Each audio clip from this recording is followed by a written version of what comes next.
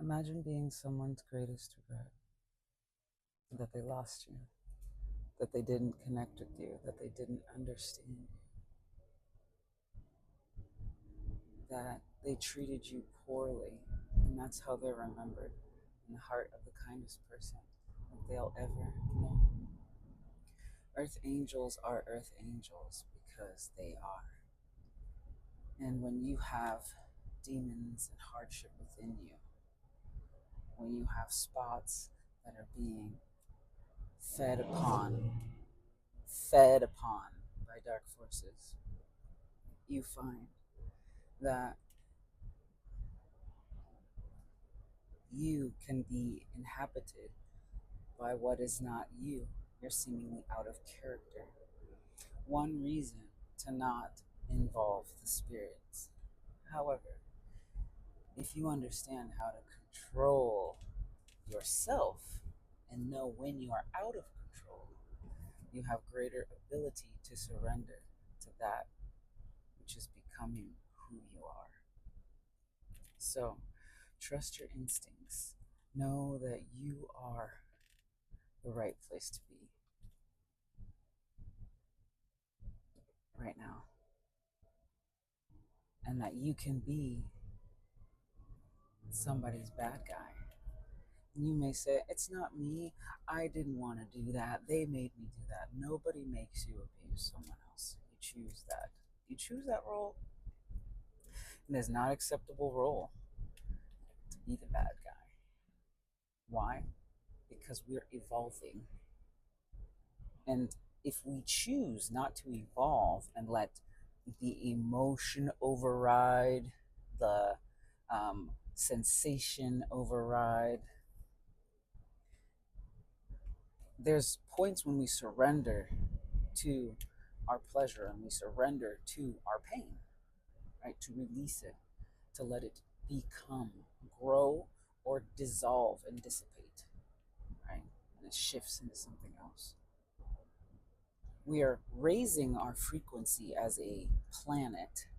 Therefore, as a species, you either fall in raise or you fall aside and you dissipate. So, what are you choosing for you in this moment? What are you choosing in the moment where you're so uncomfortable you want to jump out of your skin and something else jumps in there and starts attacking with words and starts attacking and fighting? And some of those times are completely justified. I'm all about divine justice and elocution and evolution and divine righteous anger. But if you are choosing, seriously, if you are choosing to step into that and identify with it and become it and let it overtake you and you hurt others, if you choose to let greed overtake you and say, I have to be better than this, I have to do better than that, blah, blah, blah, blah, blah, what happens is a ripple effect. And what you look for, you find. What I find very aggravating amongst the consensus of a majority of, uh, they call them positive mindset people, or, the light and love crowd, they condemn the condemned.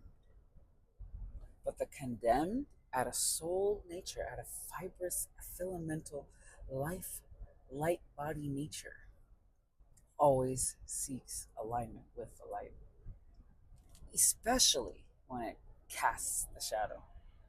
This can immediately flip in a coin's turn. And that's why the symbolism exists, for you to understand that things are flipping and shifting and changing all the time. Do they remain the same on each side? Depends on what that coin goes through. Did it get dropped on the ground? Did it get run over? Did it get swallowed and pooped out by an animal? Was it buried for years and then found again? This coin, this riches, this quest that is the self, that is the highest consciousness, that is the flow of our light integration and body, is going to bring some dark shit to the surface. That's why this is the Dark Ages pre-Golden Age. The Golden Age is here, but it's like a faded. Like if you've seen one of those combining colors thing where they're using more percent and less percent of two colors specifically, and they combine them together so you can see what they look like. That's kind of where we're at. This tapestry, this Van Gogh, Monet, broad strokes of good, of bad, and we're shifting into something else.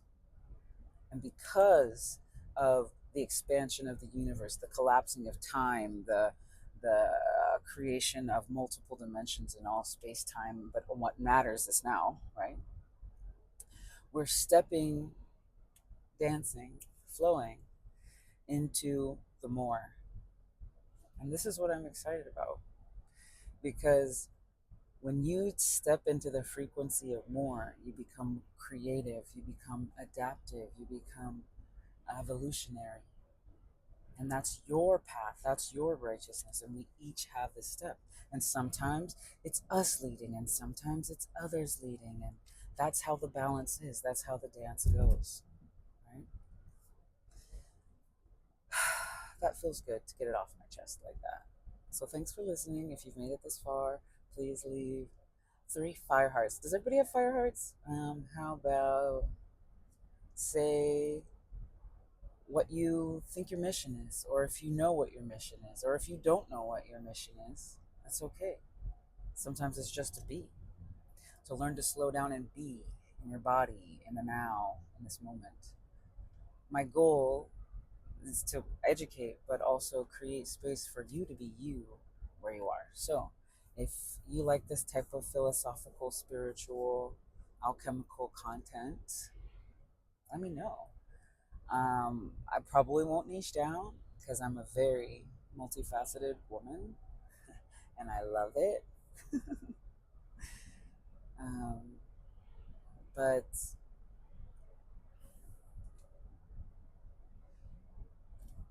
you feel that? You feel that? Take the breath up and look up and be inspired. Don't look down at the self and curl and recoil. Recoil, that's different. That's that. But um, rebirthing process, we had to be in the fetal position. The fetal position. We had to be in the fetal position, floating in the cosmic womb. And now that we're here, stretch out, open up, remember, move your body, flow. If you're looking for deeper flow, some myofascial release, some embodiment classes, I teach the Fascinator and the Fascinator method with my style. And it helps from relieving chronic pain, inflammation. It can help reverse concerns like carpal tunnel, sciatica, plantar fasciitis, tendinitis, migraines, positive. We got people go from positive mammograms, which means there's something there, to negative mammograms, which means there's nothing there. We're getting people flowing and moving again. So please join me in this vagus nerve reset and this calm resetting into the body. Okay. Anyway, ciao for now.